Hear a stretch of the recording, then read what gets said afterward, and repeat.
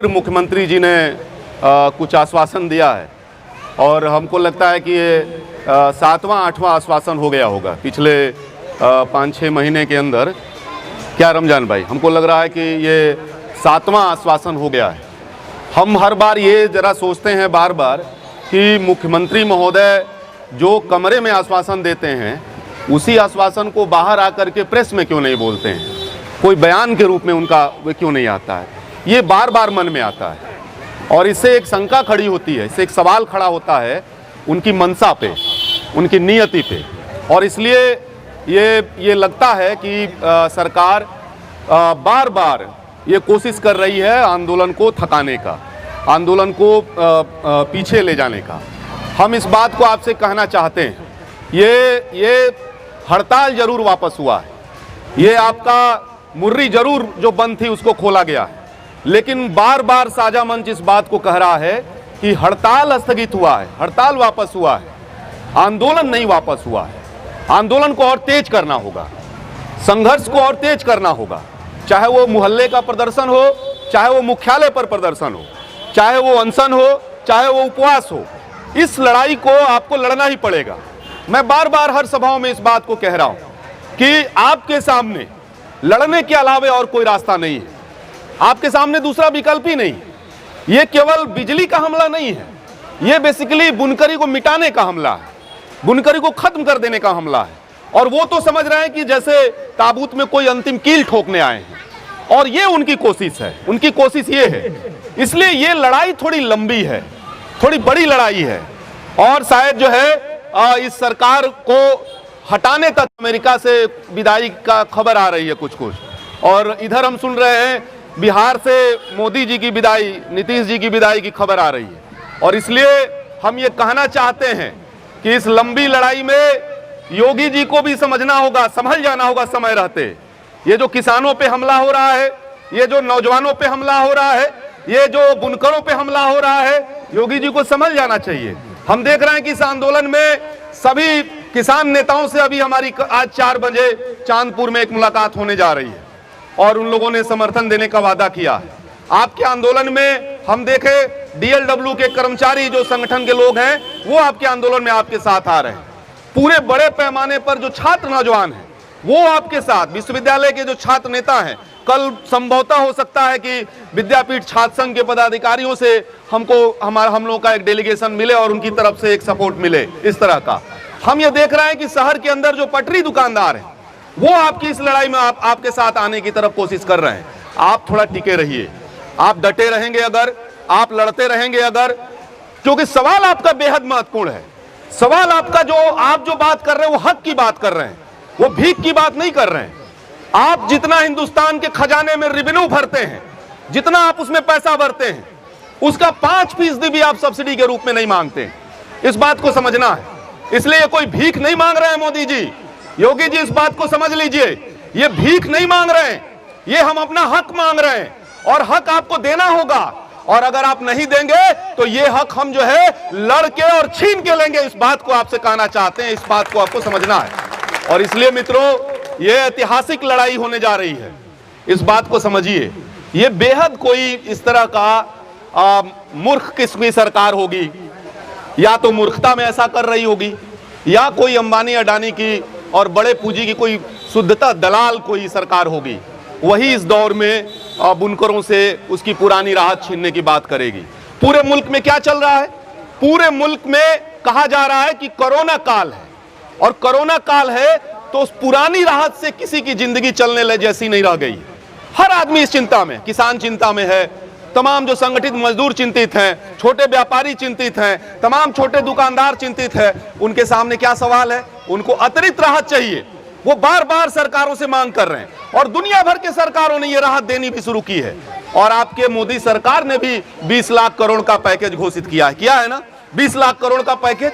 वो पैकेज कहां चला गया? वो पैकेज लोगों को मिला कि नहीं मिला? वो हवा में चला गया, वो अलग बात है। लेकिन सैद्धांतिक तौर पे यह सरकार स्वीकार कर रही है कि इस समय हर तबके को कुछ अतिरिक्त देने की जरूरत है, हर तबके को अतिरिक्त राहत देने की जरूरत है। आज क्या हो रहा है? जब हर सबके को अतिरिक्त देने की जरूरत है तो ठीक उसी समय बुनकरों से उसकी पुरानी राहत छीनने की हिमाकत क्यों कर रहे हैं? यह सवाल हमको अपने आंदोलन में खड़ा करना है, इस सवाल को खड़ा करना है। ये आज क्या जरूरत थी? आज जरूरत थी कि 20 लाख करोड़ में से 1 लाख करोड़ बुनकरों को पैकेज घोषित कर दिया जाता। आज जरूरत थी कि 8 महीना लॉकडाउन था तो उस दौर में जो है हर खाते में हर महीने 10-10 हजार डाल दिया जाता। आज जरूरत क्या थी? आज जरूरत थी कि आपको कच्चा माल जो है सस्ते दर पे उपलब्ध कराया जाता। आज ये जरूरत थी। आज क्या जरूरत थी कि आपका माल जब तैयार हो रहा है तो उसको बाजार मुहैया कराने की सरकार को गारंटी करनी चाहिए। सवाल यहां था। हम बार बार कह रहे थे भाई हमारा धंधा थोड़ा बढ़ने दो, थोड़ा हमारा धंधा ऊपर आने दो, थोड़ा गति में आने दो, हमारे यहां भी थोड़ी रोशनी मिले, हमारे भी बच्चे थोड़ा उनको ठीक ढंग से भोजन मिले, कपड़ा मिले, हमारा धंधा बढ़ाओ, हमारा धंधा बढ़ाओ। ये सरकार की जिम्मेदारी थी आज के दौर में। और जब हमारा धंधा आगे बढ़ जाता तब आते बात करते कि भाई बिजली का बिल पे हमको कुछ बात करनी है, कुछ हम बढ़ाना चाहते हैं, कुछ हम बदलना चाहते हैं, ये एक वाजिब बात होती। लेकिन क्या लग रहा है? ये मनसा क्या? इसका मतलब ऐसे लग रहा है कि सरकार जो है दुश्मन देश के नागरिकों के साथ जैसा व्यवहार किया जाता है उस लोग अनजाने नहीं कह रहे हैं कि ये हमला न केवल बड़े कारपोरेट के हित में है और ये हमला न केवल कारपोरेट के हित में है बल्कि ये एक सांप्रदायिक हमला भी है। इस बात को भी हमको समझना है, एक बात इसको पकड़ लेना है। और इसलिए मित्रों हम कहना चाहते हैं कि पिछली सरकारें रहा करती थी, हमारे बड़े बुजुर्ग कुछ बात कर लिया करते थे, मंत्रियों से भी बात हो जाया करती थी, बहुत सारे जो है दिल्ली के हुकूमत से भी बात हो जाया करती थी। उनका एक आपके साथ एक राजनीतिक रिश्ता भी था। वो पूंजीपतियों के साथ खड़े होते थे तो आपकी जरूरत भी थी उनको चुनाव में, एक रिश्ता बना रहता था। वो थोड़ा हमला करते थे तो थोड़ा सहलाते भी थे। ये दौर दूसरा है। हम इसलिए इस बात को कहना चाहते हैं आपसे कि आज के दौर में कुछ लोग सोच रहे हैं, अभी भी सोच रहे हैं, इस आंदोलन में अभी भी हमारे बहुत सारे संगठन, बहुत सारी तंजीमें सोच रही हैं जिसकी हम मुखालफत करते हैं यहाँ पे, कि वो ये समझते हैं कि इस सरकार से पैरवी के जरिए मसले को हल कराया जा सकता है। इस सरकार पैरवी की भाषा नहीं समझती है, ये सरकार पैरवी की भाषा नहीं सुनती है। आज तो पैरवी आप समझिए, जिनकी पैरवी मंत्रियों तक चलती थी उनकी पैरवी आज चौकी इंचार्ज भी नहीं सुनता है। इस बात को समझना है, आपको बेहद गहराई से समझना है। और इसलिए देखिएगा वो सारे ताकतवर नेता इस समय सन्नाटे में हैं, कहीं दिख नहीं रहे हैं, कहीं आंदोलन में उनकी हिम्मत नहीं हो रही है। इतना बड़ा हमला है आपके ऊपर लेकिन वो सड़क पे नहीं दिख रहे हैं। वो चुनाव में आएंगे आपके पास, वो वहां उस समय आपके पास पहुंचेंगे। याद दिला दे रहा हूं, पूछिएगा, ये जवाब मांगिएगा उनसे, कहां है वो आपके नेता। और इसलिए हम कहना चाहते हैं जो इस दौर में कुर्बानी देने के लिए नहीं तैयार होगा, जो इस दौर में जेल जाने के लिए नहीं तैयार होगा, इस दौर में मुकदमे झेलने के लिए नहीं तैयार होगा, वो कोई लड़ाई नहीं जीत सकता है, वो कोई लड़ाई की अगुवाई नहीं कर सकता है। इस बात को हम आपसे कहना चाहते हैं। आप परखिए, उन नेताओं को परखिए जो आपके अगुवाई करने का दावा कर रहे हैं, उनको समझना होगा। और आप याद करिए एनआरसी आंदोलन को, याद करिए, आप एनआरसी आंदोलन को याद करिए। 150 शाहीन बाग हिंदुस्तान के अंदर खड़ा हो गया, 150 शाहीन बाग। जो अमित शाह हकड़ हकड़ के बोल रहे थे संसद में कि एनआरसी डंके की चोट पे लागू होगा, उन्हीं के प्रधानमंत्री को रामलीला मैदान में आके कहना पड़ा कि एनआरसी पे तो कोई बातें नहीं हो रही है, घुटना टेकना पड़ा। इस बात को आप समझिए, आपने ही इस सरकार को झुकाया है। कुछ लोग कह रहे हैं मुसलमान कैसे लड़ लेगा। अरे भाई, इसमें खाली मुसलमान नहीं है, बड़े पैमाने पर दलित समाज है, पिछड़े समाज है, और मुसलमान के पर हमला होगा तो वो क्यों नहीं लड़ेगा। जहीन बाग में आपने देखा होगा मुकदमे झेलने पड़े, उसमें बहुत सारे मुकदमे हुए। हम लोग खुद बेनियाबाग से मार्च निकालते हुए 20 दिन के लिए जेल के स्वागत में रहे, जेल के संरक्षण में रहे, 20 दिन खुद हम लोग रहे वहां पे, लेकिन सरकार को घुटने टेकने पड़ा था। और इसलिए मैं आपसे कहना चाहता हूं कि ये लड़ के ही सरकार से कुछ हासिल किया जा सकता है। आप याद करिए, दलित समाज का SC ST कानून था, सवर्ण सामंती ताकतों से सुरक्षा को लेकर के SC ST कानून था।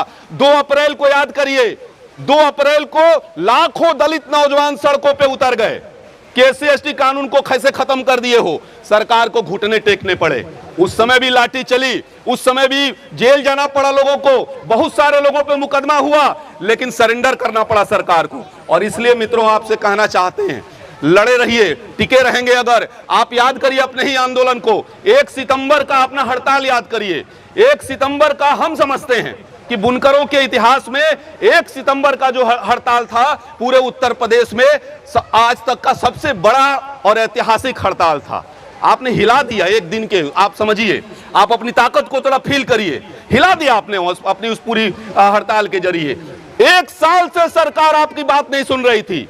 1 साल से सरकार जो है, आप पैरवी पे पैरवी किए जा रहे थे। 4 बार मुख्यमंत्री से मिले, तमाम मंत्रियों से मिले, तमाम सचिवों से मिले, 1 साल से मिल रहे थे, कोई आपको पूछ नहीं रहा था। और उन्होंने रोके रखा कि इस समय पैरवी चल रही है, आंदोलन मत करिए। बहुत सारे हमारे नेता उस समय कह रहे थे, हम कह रहे थे आंदोलन चलाते रहिए तभी बात में दम आएगी। हम बार बार साझा मंच के लोग ये कह रहे थे कि आंदोलन चलाते रहिए, बात करिए, बात में दम रहेगा, पावर बैलेंस रहेगा, ताकत, आपकी ताकत भी शो होगी। आप वहां गिड़गिड़ाते हुए मत दिखिए, आप वहां झुकते हुए मत दिखिए। ये सवाल खड़ा कर रहे थे हम लोग, इस बात को कह रहे थे। 1 सितंबर को आपने झूम के हड़ताल किया और 2 सितंबर को उनको आपको टेबल पे बातचीत के लिए बुलाना पड़ा। लेकिन एक बात याद रखिए, मैं अब बहुत जिम्मेदारी पूर्वक इस बात को हर जगह कह रहा हूं, आप लोगों से भी इस बात को कह रहा हूं। ऐतिहासिक हड़ताल था 1 तारीख को, तो 3 तारीख को बहुत सारी हमारे नेताओं ने ऐतिहासिक गलतियां भी की, इस बात को भी समझना है। और सरकार के सामने बेहद कमजोर प्रदर्शन किया। पूरे बुनकर समाज को एक तरह से बहुत सारी चीजें दांव पे लग गई। हम समझ नहीं पाए कि आप जो लोग गए वार्ता में, वो किस मुद्रा में गए थे। वो साल भर से वही पैरवी वाली मुद्रा थी, उसी मुद्रा में चले गए क्या बातचीत करने के लिए। ये समझना है आप सब लोगों को, आप समझिए इस बात को। आप अब बात जब करने जा रहे थे तब लाखों बुनकर सड़कों पे उतरे हुए थे। आप उनके हड़ताल की ताकत पे बात करने जा रहे थे, ये दम लेके आप बात करने जा रहे थे। और आप बात नहीं करने जा रहे थे, सरकार को बुलाना पड़ा था। आपको आंख से आंख मिला के बात करनी थी, आपको 2 टूक बात करनी थी, आपको सीधे सीधे बात करना था कि फ्लैट रेट मिलेगा कि नहीं मिलेगा। लेकिन हमने क्या देखा, हमने देखा वहां पे कर्जे पे बात होने लगी, जो सवाल हमारा प्रमुख रूप से था ही नहीं। आप बात करने लगे कर्जे पे। ये किसका कर्जा है? ये बहुत बड़ा फ्रॉड हुआ आपके साथ, ये बहुत बड़ी साजिश हुई है आपके साथ, सातिर चाल चली है इस सरकार ने। ये कर्जा आपका नहीं है, आपका कर्जा केवल आपके बुनकर कार्ड का कर्जा है, इस बात को समझना है। ये 4 साल से 2016 से कपड़ा मंत्रालय ने एक भी पैसा, आपकी सब्सिडी का पैसा बिजली विभाग को नहीं दिया है। और आपका जनवरी 2020 से अब तक का जो यूनिट रेट हुआ है वो कर्जा भी सरकार का है। आपका कर्जा कितना है? आपका कर्जा अगर बुनकर कार्ड से जोड़ लिया जाए, वो कंटिन्यू रहता, कितना होता? 2000, 4000, 10,000, 20,000। लॉकडाउन में आपने 8-9 महीने का आपने नहीं दिया था, यही आपका कर्जा है। लेकिन क्या हो रहा था? 1.5 लाख कर्जा आ रहा था, 1.5 लाख, 2 लाख, कई जगह 3-3 लाख, 4-4 लाख, इस तरह के कर्जे आ रहे थे। लोगों के अंदर एक डर पैदा किया गया कि आप फ्लैट रेट को भूल जाओ, पहले कर्जे पे बात करो, कहीं कुर्की ना हो जाए, कहीं मुकदमा ना हो जाए, बिजली कलेक्शन ना कट जाए, घर ना बेचना पड़े। घेर लिया पूरा। आप देखिए, उधर वार्ता चल रही थी और इधर बिजली विभाग मोहल्ले मोहल्ले रौंद रहा था, दौड़ रहा था पूरे उत्तर प्रदेश के अंदर और आपके बनारस के अंदर। आप देखिए इस समय भी हो रहा है। अभी परसों की बात है, बजट यहाँ में जो है 50 कनेक्शन एक साथ काट दिए गए। ये चल रहा था, ये लगातार चल रहा था। और हमारे लीडरान भी बात करने लगे कर्जे पे। हमको बात करना था, आंख से आंख मिला के बात करनी थी और फ्लैट रेट पे बात करनी थी कि इस समय तुम अगर कुछ हमको दे नहीं सकते हो, अगर तुम हमको कोई अतिरिक्त राहत नहीं दे सकते हो, तो आपको हमारी पुरानी राहत लेने का कोई अधिकार नहीं है। इस बात को हमको खड़ा करना था, लेकिन नहीं बात हुई। वहां उसी बात पे कह दिया गया कि हड़ताल वापस कर लीजिए और 15 दिन बाद आपसे बात होगी। हम इसलिए बहुत जिम्मेदारी पूर्वक बात कर रहे हैं, हम किसी की निंदा नहीं कर रहे हैं, हम किसी की आलोचना नहीं कर रहे हैं। ये आगे आने वाले समय के लिए मैं बात कर रहा हूं। और आपकी ताकत वहां जाया गई। हम बड़ा चकित थे। आप हद से हद वहां ये भी कह सकते थे कि भाई ये जुलाई तक का भी जो तुमने वादा किया, ये सीमित वादा जो तुमने किया है, उसका भी हम जो है, आप उधर अध्यादेश जब तक आपका बिजली विभाग नहीं जाएगा तब तक हम हड़ताल अपना वापस नहीं करेंगे। ये हम कह सकते थे, ये बात कह सकते थे कि सीमित वादे पर भी। लेकिन हमने वहां भी उतना भी इंतजार करना जरूरी नहीं समझा और रातों रात हड़ताल वापस। इतनी व्यापक सहमति से बनाया हुआ हमारा हड़ताल, और जो है हमने रातों रात उस हड़ताल को वापस ले लिया। एक गहरी निराशा पूरे उत्तर प्रदेश के अंदर लोगों में गई। लोग चकित थे, क्यों हड़ताल वापस हो गया, मिला क्या, किस लिए हड़ताल वापस हुआ, क्या हासिल हुआ, हमको 1 इंच भी कोई चीज हासिल हुई क्या? ये सवाल सबके जेहन में था। हम लोग घूम रहे थे पूरे बनारस के अंदर, हर आदमी यही पूछ रहा था हम लोगों से। वो लोग हम ही लोगों को ज्यादा लगातार सवाल कर रहे थे, अरे भाई आप लोगों ने हड़ताल क्यों वापस ले लिया, मिला क्या हम लोगों को, हासिल क्या हुआ? आश्वासन का फिर शुरू हो गया, पूरा आश्वासन शुरू हुआ, 4 दिन में आ जाएगा, 15 दिन में आ जाएगा, 20 दिन में आ जाएगा। 45 दिन हो गया और नहीं आया, 45 दिन हो गया और नहीं आया, और 3 मिनट, 45 दिन हो गया और नहीं आया। और इसलिए मित्रों मैं कहना चाहता हूं कि ये लड़ाई कुछ लोग ये खड़ा कर रहे हैं कि बातचीत और आंदोलन के बीच में अंतर्विरोध खड़ा करने की कोशिश कर रहे हैं। हम लोग बातचीत के विरोधी नहीं हैं। साझा मंच बातचीत करना चाहता है, लेकिन एक ताकत के बल पे खड़ा होकर करना चाहता है, आंदोलन के दम पे खड़ा होकर करना चाहता है। और मुर्री बंद हुआ है अगर, तो आप इस बात को समझिएगा, कोई जरूरी नहीं है कि कोई आंदोलन मुर्री बंद करके ही चले, ये जरूरी नहीं है। सवाल असली क्या है? सवाल ये है कि आप इस सरकार से टकराने वाली मुद्रा में हैं कि नहीं, आप इस सरकार से लड़ने के लिए आर पार के मूड में हैं कि नहीं, आप इस सरकार से लड़ना चाहते हैं कि नहीं। तो जरूरी नहीं है कि मुर्री बंद किया जाए, लड़ाई तेज किया जा सकता है। और आपसे ये अपील करते हुए कि 17 दीपावली बीतते ही आप सब लोगों से अपील, हम लोग आएंगे घूमते हुए। 17 तारीख को जिला मुख्यालय पर एक विराट प्रदर्शन हम लोगों ने रख छोड़ा है, अभी से एक तय कर लिया, हम लोग इसका ऐलान करेंगे और विधिवत इस पे और जाकर के हमने परमिशन सब वहां पे डाल रखा है। आपसे फिर ये ऐलान करना चाहते हैं, साझा मंच ने ये कहा था कि हड़ताल वापस हुआ है, आंदोलन वापस नहीं हुआ है, आंदोलन और तेज होगा। और इसी क्रम में हमने जो है ये 17 नवंबर को शास्त्री घाट पे जिला मुख्यालय पर एक बड़ा प्रदर्शन, चूंकि तंजीमों ने कहा है कि हम जो है इतने तक इसको दीपावली तक हम जो है इसको थोड़ा स्थगित करना चाहते हैं, तो उसको भी ध्यान में हमने रखा है। और कई जिलों में, संत कबीर नगर में, टांडा में, मऊ में, मऊ एमा में, इन सब जगहों पे हमारी बात हुई हम लोगों की। 17 तारीख को दीपावली के 3 दिन बाद वो पड़ता है, और उस दिन जो है बड़े पैमाने पर हमको एक बार फिर एक ताकत का प्रदर्शन वहां करना है और वहीं से कोई बड़ा ऐलान करना है। आज एक हमने आपको ये कहते हुए ये अवसर, अपनी बात खत्म करूंगा, ये अवसर बुनकर कॉलोनी में आया था।